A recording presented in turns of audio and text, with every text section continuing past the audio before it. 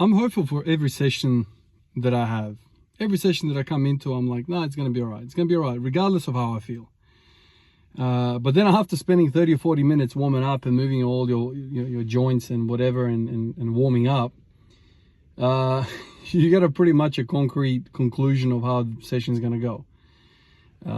Sometimes the variables in your life match up in such a way that they're not going to allow you to perform your best in training, and that's fine. That's life. Those are the variables of life, of everyday normal living. We're not athletes, we can't control many of these things, so sometimes these variables align and screw your session up, and that's kind of what I experienced today.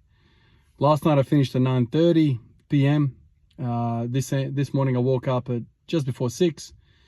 Worked all day, so did a late shift going into an early. I think I got around 6 hours of sleep in between, maybe 6.5 hours of sleep in between. I had a tough session yesterday before the late shift, so I did those 12-inch box squats. That took a lot out of me. I kind of faded away towards the end of that shift yesterday. I was really feeling it. And then a quick turnaround. Today I was in the office, so I spent a lot of time sitting on my butt basically, and my butt was sore. Sore from sitting. I don't sit, man. Like I don't sit this much ever.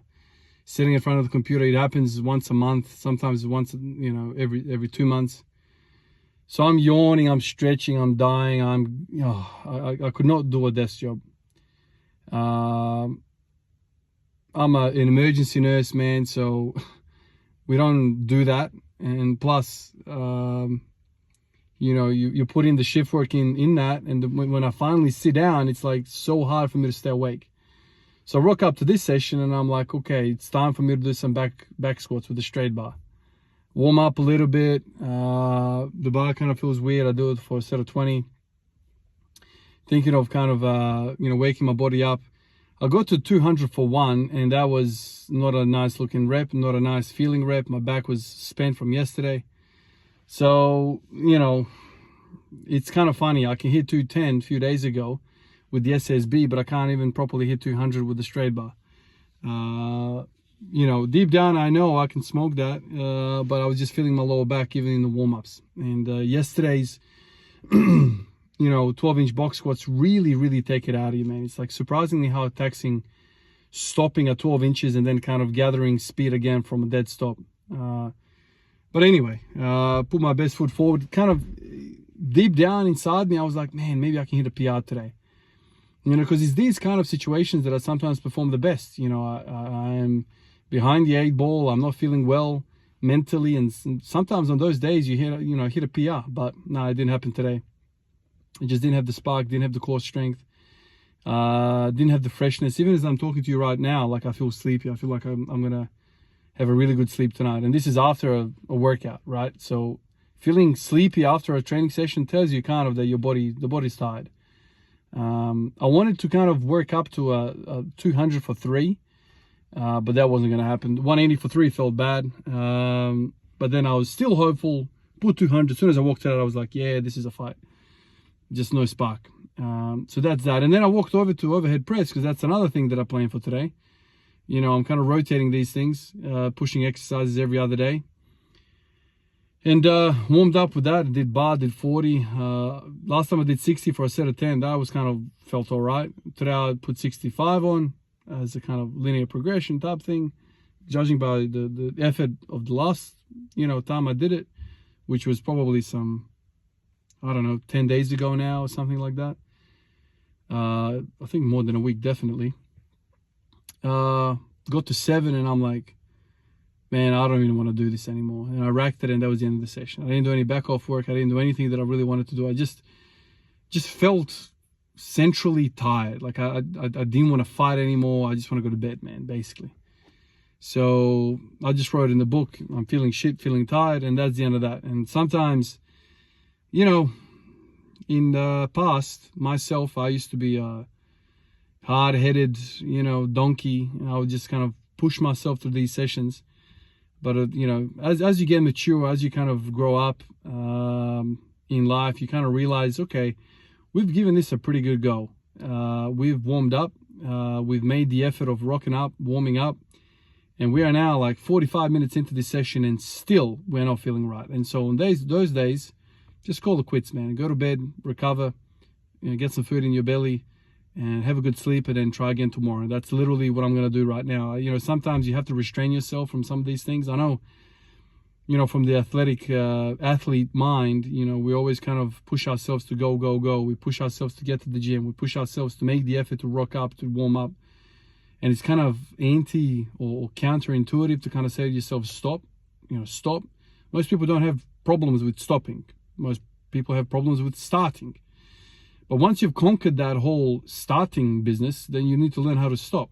This is kind of if you think about a race car, it's all well and good to, drop the clutch and freaking launch that thing for 10 grand and get to 100 in 3 seconds. But do you have the ability to stop? Because really, if you think about it, stopping and cornering is probably more important around the track than just accelerating. Because the guy who averages the most speed around the track generally wins, right? It's about that kind of thing. But it never feels good, man. It never feels good to walk away from the thing and feel like, well, that was shit. I didn't really achieve anything. Part of me was also thinking about, doing some lunges today and just going for some fluff. But I really, really didn't want to do that. I didn't want to have a 2-hour freaking session of just lunging around forever and feeling the pump. Basically, I didn't feel metabolically ready to work, and I didn't feel nervously ready to work. So I was kind of like, okay, so let's just do something and then see what happens. And what happened was not a lot. So anyway, that's my session. Not very exciting, but that's kind of how it is sometimes. I sometimes think to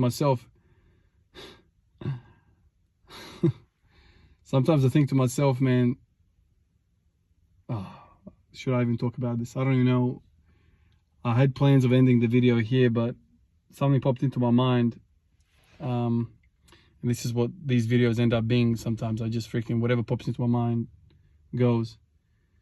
A patient is now popped into my mind that I met recently. He was a call over the box. So call over the GRN or the emergency box from the emergency phone from the ambulance. Heroin overdose, essentially. 36-year-old. Yeah, I remember he was 2 years older than me. Rocks up. He was found by some people at a local footy club, slumped over in the bathroom. Luckily, somebody found him, called the ambulance. They rocked up. They gave him Narcan or naloxone, which is the drug that you give to people to reverse opiate drugs, overdoses. He kind of regained consciousness and whatnot, came in. By the time he rocked up, he was kind of fading away at that point again. So we were thinking about giving him some more. I ended up specialing him as the resus nurse. I ended up specialing him, watching over him, make sure he doesn't stop breathing. If he stops breathing, we have to give more drugs, blah, blah, blah, all that kind of stuff. And as I was kind of talking to him and kind of trying to, keep him open, keep him busy, we started talking. I started kind of picking his brains. When was the first time he started drugs? He said to me, my mom gave me a bong at 5. I was like, what? Like, you had first drugs at 5? He's like, yeah. Like, I was 5 or 6 years old when my mom first gave me a bong.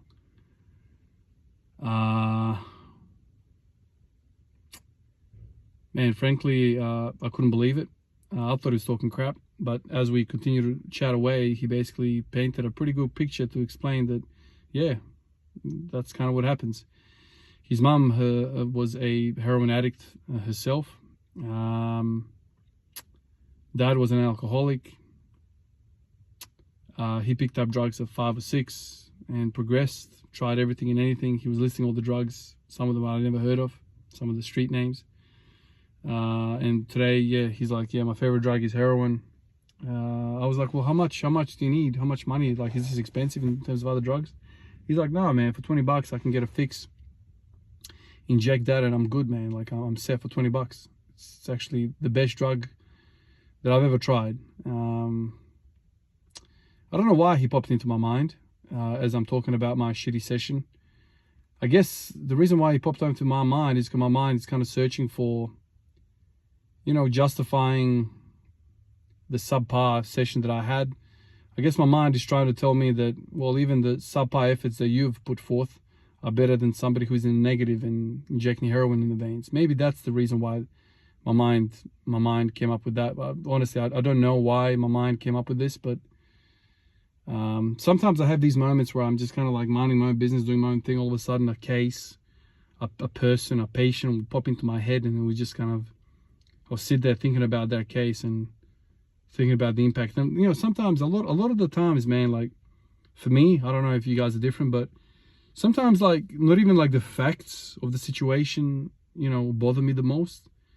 Sometimes just the energy of the room or energy of the person bothers me the most. Like that guy that I just, you know, told you about, his energy was just, I don't know, man, like he was, I don't know, you know, he's alive, but he kind of gave me a feeling like he was dead. It's really weird, man. Really weird feeling. Like, you know, I'm talking to him, he's alive, and it's not, certainly not the first heroin patient I've come across. Far from it. It's not a daily occurrence, but at least a weekly occurrence. But as I was sitting there talking to him, and as I'm saying that, the phone dies on me, for whatever reason. But anyway, yeah, I don't know why, but he left me with this impression, this weird feeling. You know, he's 2 years away from me, so he's 36, I'm 34, and I'm sitting there talking to him.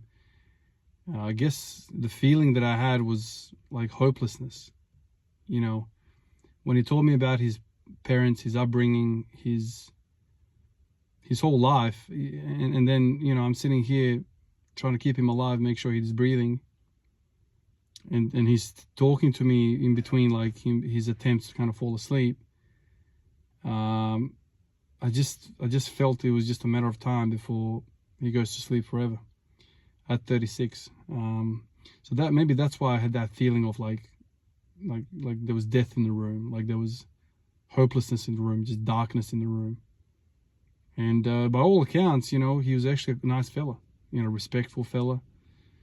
Just no hope, man. Like if you're doing drugs at 5 years old, like I don't know if there's hope for people that are exposed that early. Like, you know, there's nothing good about that environment. How does somebody know what's good when they've never seen it? Anyway, it's weird how the brain works, isn't it, man? So my session right now, like in grand scheme of things, comparison, was very, very productive. At bare minimum, I exercised my freedom. I exercised my health. I exercised my discipline, my motivation. I exercised a goal setting. I've exercised something positive. Whereas that guy, man, every time he probably thinks, man, where am I gonna get the next hit? And God, that's depressing. Anyway, yeah.